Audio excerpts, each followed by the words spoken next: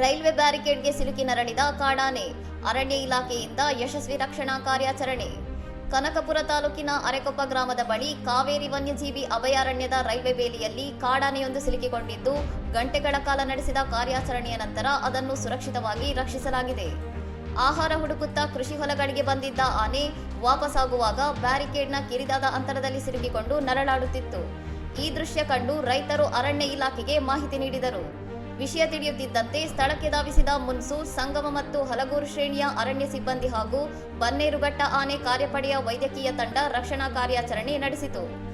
ಆನೆಗೆ ಅಸ್ವಸ್ಥತೆ ಉಂಟಾಗದಂತೆ ನಿದ್ರಾಜನಕ ಚಿಕಿತ್ಸೆ ನೀಡಿ ಗ್ಯಾಸ್ ಕಟರ್ಗಳ ಮೂಲಕ ಬ್ಯಾರಿಕೇಡ್ ಅನ್ನು ಕತ್ತರಿಸಿ ಆನೆಯನ್ನು ಹೊರಬರುವಂತೆ ಮಾಡಲಾಯಿತು.